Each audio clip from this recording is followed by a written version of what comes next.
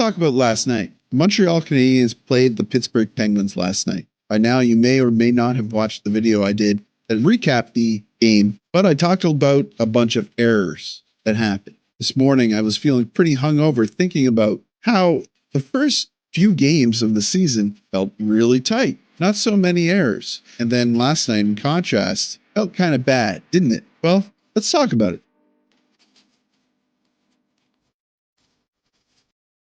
So while there were a lot of silver linings to last night, Emil Heineman's goal, for example, Slavkovsky's first goal, Lane Hutson continuing to demonstrate his speed and skill, and I thought there was a lot of good individual efforts. I felt that Arber Xhekaj was playing a more foundational type game, and even though I give Kirby Dach some grief for not getting those black and white stat marks that we want to see, he was also showing some pretty good fundamental offensive skills. I gave David Savard a hard time last night. Someone in the comments mentioned, and I wanted to include it in my video last night as well, but it was getting so late and I just had to get the edited video out. When I was watching back a play, Savard had fallen and wasn't able to get back in time. I originally stated that he lost a foot race. That's not true, and that makes more sense because he's always behind the play. So I'm giving further leniency to David Savard. I praised once again Lane Hutson for his speed, skill, and playmaking capabilities. But I'm coming back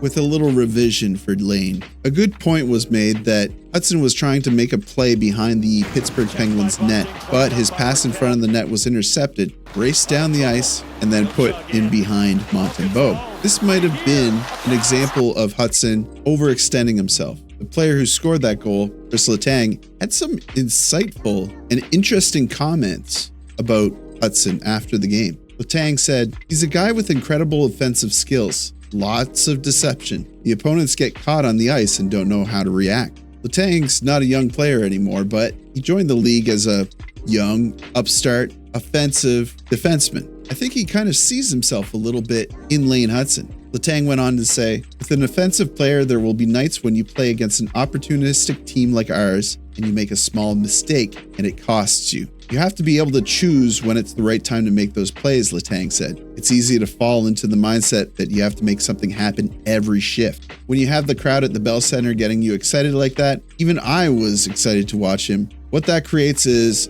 an, oh crap, I have to do something moment," Letang said. So I think that was really smart of Letang. I've always had a lot of respect for Letang. I like the Pittsburgh Penguins as a team. I'm worried about the Pittsburgh Penguins in the state that they're currently in, but that's besides the point. I like Letang, and I really respect the comments that he made here because I think it rings true. You have to pick your moments. So maybe last night was a little bit of a lesson for Hutson. Are we going to see a more pulled back version of this exciting young phenom? Letang went on to say more. He said, "There were shifts on the ice when I would do nothing at all. Sometimes it just doesn't happen. A little pass along the boards, nothing flashy. But at the end of the night, you would finish +2 and then win the game." And then he talked about picking his moments. He said that his biggest flaw was that Dan Belisma kept hammering into my head saying, "I'm afraid to put you on the ice because I don't know what I'm going to get." The guy who creates plays well is confident, or the 50-50 guy, will he go or not? He was afraid to put out Letang because he didn't know what he was going to get. He then goes on to say, "But how old is Hutson? 20? When I was 20, I was dumb. I was making silly plays all over the ice." So he even goes on to be a little bit humble about his beginnings. I just thought that was an interesting interview with Letang, and I wanted to share it with you guys. Where are you guys at with Hutson? Do you just want to see him open it wide open? There's certainly that desire. Put him on the first line, put him on the first line power play, and tell him just to drive the play every single time. But these are just the beginnings. This is what, his 6th game in the NHL? Not only is he learning the pace of the game, he's learning from his peers. He's learning the chemistry of his team. Personally, I'm really excited to see him work more closely with his line mates. And I can only imagine what type of magic he could create with Patrik Laine when he returns. Right now, the effectiveness of the second line, I have notes, and I see from the comments you guys do too. Keep hitting me with those notes, by the way. I don't know if you read the comment. I pinned it from Sabu. Noted that most teams are shooting high on Monty, and that certainly worked in yesterday's game. And I really like this. With Roy in the minors, Heineman and Kapanen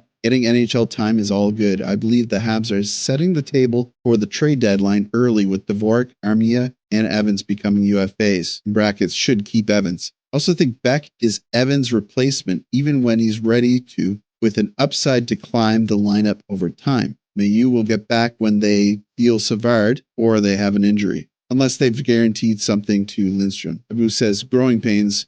Young team may be past the heavy rebuilding, accumulating asset space, but in the development phase. A lot of the future players are with the big team or in the minors, college, junior, or Europe. Those players are still far from their prime or from being consistent regulars. Enjoying the process. And that's the way to think of it. At least I try to make myself think of it that way. There's definitely games like yesterday where you get needlessly discouraged and you just have to try to remember that even, 3 weeks ago, you were just hoping for a solid season with minimal injuries. And if you were in the mix in January, February, March, that's mind-blowing. Let me know your thoughts. I'm going to end it right there. Thanks for watching, guys. Like the video. Really helps me with search results. Subscribe if you're not already. And as always, I'll see you down below in the comments.